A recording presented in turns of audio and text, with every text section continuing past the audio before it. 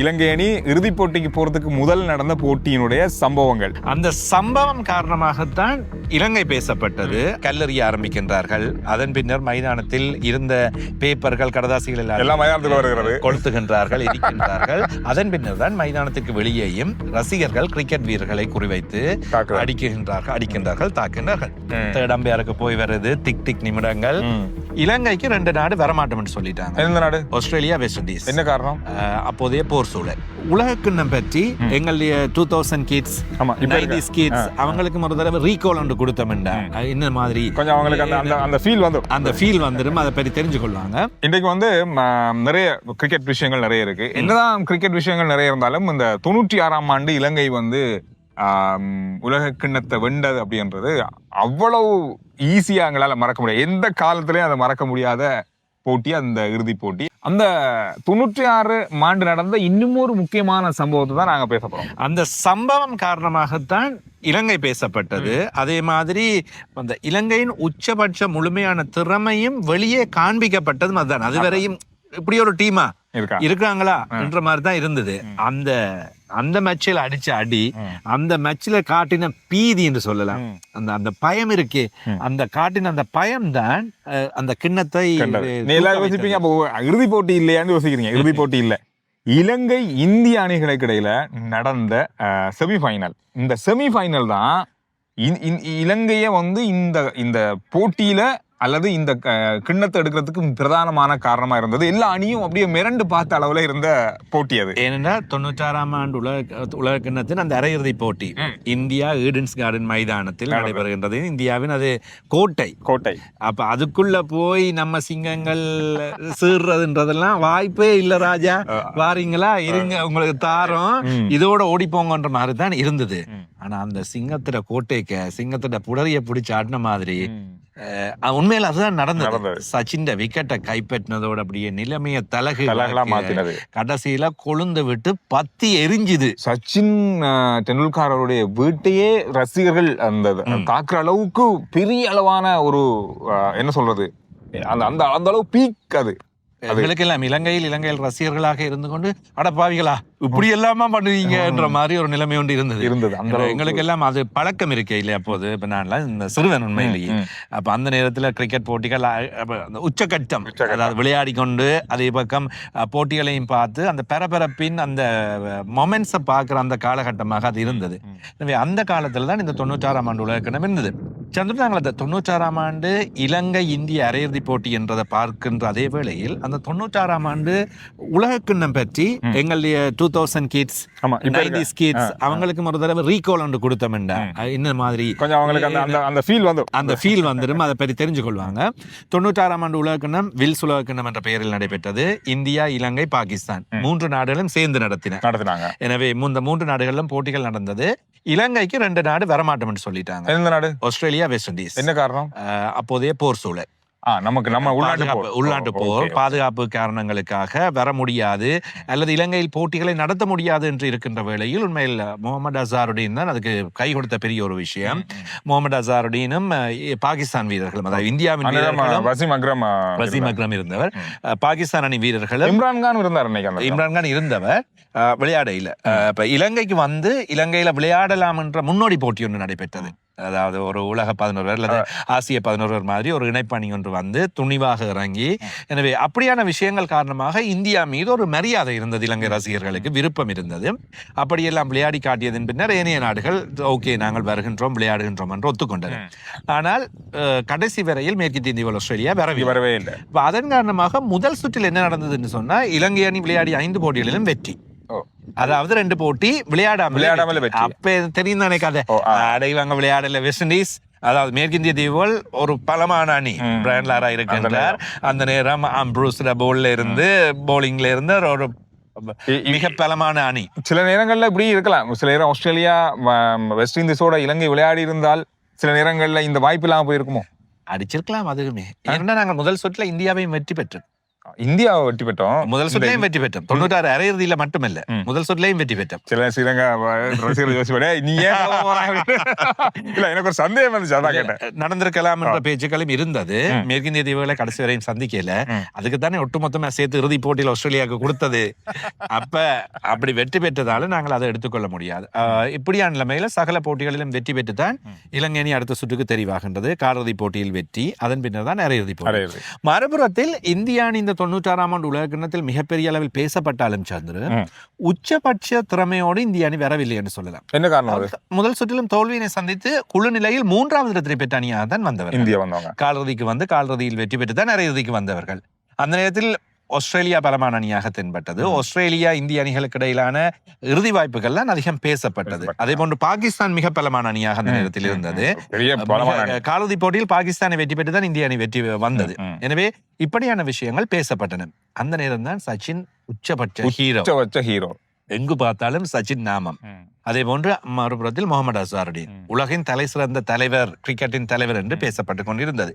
எனவே இந்த போட்டியில் தான் 96ஆம் ஆண்டு உலக கிண்ணத்தில் இலங்கை அணி அரையிறுதி போட்டியில் எல்லாம் நடந்து முடிஞ்சு இப்ப இந்தியாவில் நடக்க போகுது. நம்ம நாட்டு பிரச்சனை எல்லாம் முடிஞ்சுது, அங்க எல்லாம் போயாச்சு விளையாட போறோம். அப்பதான் இந்த 96ஆம் ஆண்டு உலக கிண்ண போட்டி. சச்சினின் விக்கெட் வீழ்த்தப்படும் வரையில் இந்தியா போட்டி இந்தியாவின் கைகளுக்கு இருக்கின்றது. என்ன நடக்குது?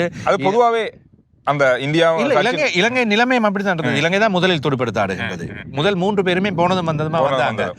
ஜெயசூரிய, கல்வித்தாரன, அசங்க குருசிங்க மூவருமே போனதும் வந்தது. நான் நினைக்கிறேன் அதில் ஸ்கோரையும் சரியாகவே சொல்லி விடுகின்றோம்.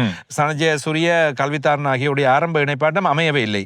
ஜெயசூரிய ஒரு ஓட்டம், கல்வித்தாரன முதலாவது பந்து வீச்சிலேயே ஆட்டமிழப்பு, அசங்க குருசிங்க 16 பந்துகளை எதிர்கொண்டு ஒரு ஓட்டத்தோடு ஆட்டமிழந்து வெளியாட வருகின்றார். பெரிய பிரஷர்ல தான் 35 ஓட்டங்களுக்கு 3 விக்கெட்டுகள். முதலாவது ஓட்டத்தில் 1 விக்கெட், 2வது ஓட்டத்தில் 2வது விக்கெட், இல்ல முதலாவது ஓட்டத்திலே 2வது விக்கெட். பொதுவாகவே நம்ம ஆரம்ப துடுப்பாட்ட வீரர்கள், இலங்கை அணியோட ஆரம்ப துடுப்பாட்ட வீரர்கள் அவுட் ஆனாலே நம்ம டிவி ஓபன் பண்ற காலமும் இருந்தது. அப்படியான நிலைமையில் போனது. Right, okay. கதை முடிஞ்சு ராகுல் ஸ்ரீநாத் 3 பேரையுமே அனுப்பிட்டு இருக்கிறார். ஜவஹர் ஸ்ரீநாத் அந்த நேரத்தில் முக்கியமான பந்து வீச்சாளர்.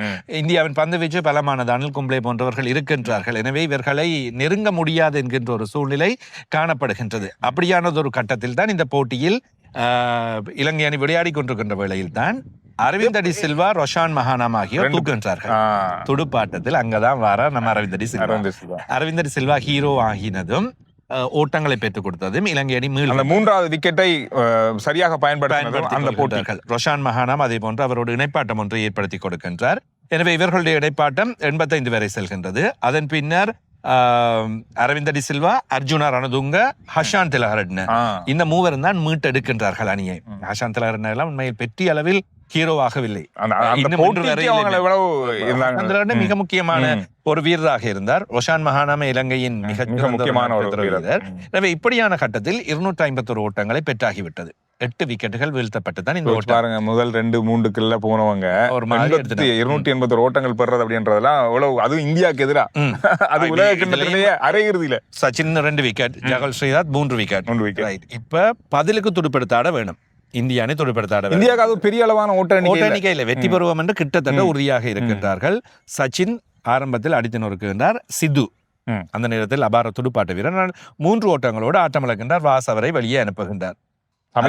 பந்து வீச்சு பத்தி சொல்ல ஆரம்பம் அந்த நேரம் புல்லட் ஸ்பீட்லையும் வரும், அதே போன்ற ஸ்விங்லையும் வரும். அதாவது அவருடைய பந்து நாம பார்க்கும்போது அவர் வேக பந்தாலும் விழுந்து ஒரு எல்லைக்கு மேல எழும்பும் அந்த பந்து. அதே மாதிரி திரும்பும் இந்த மாதிரி திரும்பும்.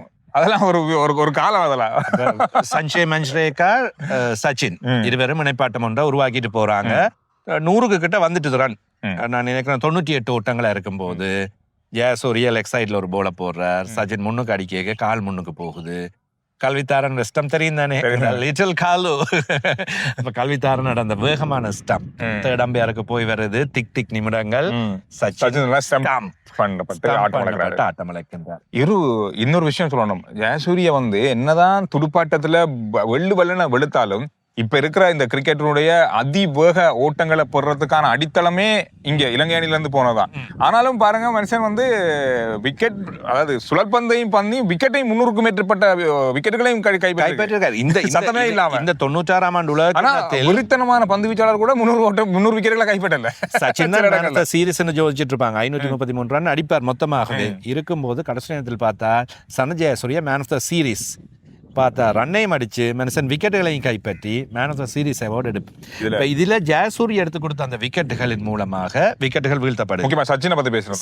சச்சின் ஆட்டம் இழக்கின்றார். ஆட்டம் இழந்ததும் அசாரின் சரி சச்சின் போனா Azhar Jadeja long batting line up இந்தியாவோட வினோத் கம்ப்ளி சச்சின் நண்பர் பாடசாலை காலத்திலிருந்தே வினோத் கம்ப்ளியின் துடுப்பாட்டத்துக்கும் பெரிய அளவான ஒரு ரசிகர்கள் இருந்து நாமளே பார்ப்போம். வித்தியாசமா போட்டியில வினோத் கம்ப்ளி அழுது கொண்டு தானே மைதானத்தை விட்டு வெளியே போவார்.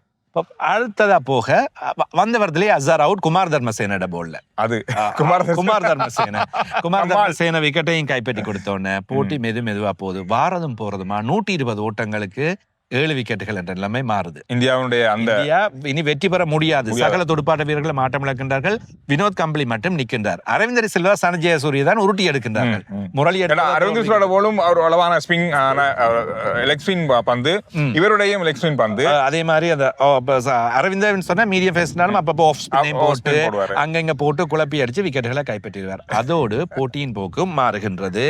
எனவே கல்லெறிய ஆரம்பிக்கின்றார்கள். அதன் பின்னர் மைதானத்தில் இருந்த பேப்பர்கள் கடதாசிகள் எல்லாம் கொளுத்துகின்றார்கள், எரிக்கின்றார்கள்.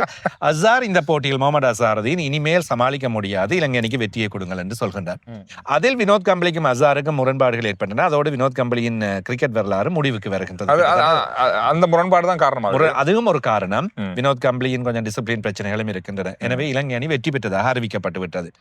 அவங்க அடிச்சு இல்ல ஓவர்ஸ் முடியல. குழப்பம் காரணமாக வெற்றியினை வழங்கி விடுகின்றார்கள். இலங்கைக்கு வெற்றியினை வழங்கி விடுகின்றார்கள். எனவே இதன் காரணமாக அசாரோடு கும்ப்ளே முரண்படுகின்றார். நான் தனியாக அடிக்கக்கூடிய அளவில் நிற்கின்றேன், துடுப்பாட்ட வீரர்கள் இருக்கின்றேன். எனவே 250 ஓட்டங்களை துரத்தி அடித்து பெற முடியும். ஏன் வெற்றியை கொடுத்தது என்று அந்த நம்பிக்கை அவருக்கு இருந்தது துடுப்பாட்ட வீரராக. அதோ துடுப்படுத்த ஆடக்கூடியவர் தான், துடுப்படுத்தாடக்கூடியவர். எனவே அதன் அடிப்படையில் வினோத் கம்ப்ளி அனந்த் கும்ப்ளே இருவருமே இருக்கின்ற வேளையில் வெற்றி வழங்கப்படுகின்றது. அதன் பின்னர் தான் மைதானத்திற்கு வெளியேயும் ரசிகர்கள் கிரிக்கெட் வீரர்களை குறிவைத்து அடிக்கின்றார்கள், தாக்குகின்றார்கள். இத்தோடுதான் இதற்கு பின்னர் சிறிய காலத்துக்குள் தான் இந்த பூகம்பமாக ஒரு சர்ச்சை கிளம்பியது. லஞ்சம் அல்லது போட்டிகளை அந்த போட்டி நிர்ணயம் பண்ணப்பட்டது என்ற ஒரு குற்றச்சாட்டு இருக்கின்றது, இப்பொழுதும் இருக்கின்றது. பொதுவாக போட்டி நிர்ணயம் என்று வந்தது நாங்கள் யோசித்து விடுவோம், இலங்கை அணி இந்தியாவுக்கு காசு கொடுத்து வெற்றி. அப்படி இல்லை. பந்தயக்காரர்கள் இந்த போட்டியின் போக்கினை இப்பொழுது அன்றைய தினம் இந்திய அணிக்கு வெற்றி வாய்ப்புகள் அதிகம். ஒருவர் என்ன செய்வார், இலங்கை அணி வெற்றி பெறுகின்றது என்று 10,000 கோடிக்கு பெட்டிங் செய்வார். சம்பந்தம் இருக்காது. எனவே அவர்கள் என்ன செய்வார்கள் என்றால் இங்கால் பணத்தை கொடுத்து சில வீரர்களுக்கு பணத்தை கொடுத்து வெற்றி வைப்பார்கள். எனவே இந்த போட்டி அவ்வாறு செய்யப்பட்டிருக்கலாம் என்ற சந்தேகம் இருக்கின்றது. அண்மையில் அலன் டொனால்ட் தென்னாப்பிரிக்கா வீரர் சொல்கின்றார், ஹன்சி குரஞ்சே இதில் மிக முக்கியமானவர் இறந்து விட்டார், தென்னாப்பிரிக்காவின் வீரர். காலிறுதிப் போட்டியில் அரையிறுதிப் போட்டியில் காலிறுதிப் போட்டியில் மேற்கிந்திய தீவுகள் அணிக்கு எதிராக தென்னாப்பிரிக்கா தோற்கின்றது. அந்த போட்டியில் பிக்சிங் செய்யப்பட்டதாகவும் அதன் காரணமாக தான் தன்னை அணியால் நிறுத்தியதாகவும் சொல்லியிருந்தார். எனவே மேற்கிந்திய தீவுகள் அந்த போட்டியில் வெற்றி பெறும். இப்படியான இந்த போட்டியை பார்க்கின்ற வேளையில் அசாரின் ஆட்டமிழப்பு, அதன் பின்னர்கள் வீரர்கள் வந்ததும் போனதுமாக ஆட்டமிழந்த விதம் என்பனவற்றை பார்க்கின்ற வேளையில் அது இருக்கின்றது, எங்களுக்கும் இருக்கின்றது. எனவே போட்டி நிர்ணயம் செய்யப்பட்டிருக்கலாம். ஆனால் இதில் இலங்கை சார்ந்தோ இலங்கை ரசிகர்கள் சார்ந்தோ எந்த விதமான சம்பந்தமும் இல்லை. இது இந்தியாவுடைய எல்லா வீரர்களுக்கும் இல்லை. ஆனா இது தொடர்பாக வீரர்கள் விசாரணை மாட்டப்பட்டதில்லை. முகமது அசாருதீன் நிரூபிக்கப்பட்டார் தானே. அதே போன்று மனோஜ் பிரபாகர், அஜய் ஜடேஜா போன்றவர்கள் இதில் சிக்கினார்கள். பிரச்சனைகளில் சிக்கப்படாதவர்கள் இன்று வரையில் நல்ல முறையில் விளையாடிட்டு நல்ல விடயங்களோடு இருக்கின்றார்கள். எனவே 96ஆம் ஆண்டு உலக கிண்ணத்தில் நடைபெற்ற விடயங்கள் இவைதான். இதுதான் இலங்கை அணி இறுதிப் போட்டிக்கு போறதுக்கு முதல் நடந்த போட்டியினுடைய சம்பவங்கள். இதுக்கு பிறகுதான் ஆஸ்திரேலியா போட்டு பொழுது கட்டினோம். அந்த சம்பவம் பற்றி நாங்கள் இன்னும் ஒரு வீடியோவில் தனியா பேசுவோம். அது இன்னொரு வரலாறு, இன்னொரு பேசப்பட வேண்டிய இன்னொரு முக்கியமான இந்த போட்டிகளை நாம பாத்திர மட்டும் இல்ல, இந்த போட்டிகளுக்கு இடையில என்ன நடந்தது, என்னென்ன விஷயங்கள் நாம அந்த நாள்ல கவனிக்காம இப்ப கவனிக்கிறோம். அன்னைக்கு டிவில பாத்துட்டு போயிருப்போம், இந்த விளையாட்டு செய்திகள் நமக்கு தெரிஞ்சிருக்காது. இதை இப்ப கேட்கும்போது கொஞ்சம் வித்தியாசமா இருக்கு. அந்த அப்படிலாம் நடந்ததா அப்படின்ற மாதிரி. ஓகே, இந்த வீடியோக்கள் பற்றி நீங்க என்ன நினைக்கிறீங்க அப்படின்றத கருத்துக்களை சொல்லுங்க. அடுத்த வீடியோல நான் உங்களை சந்திக்கிறோம். நன்றி, வணக்கம்.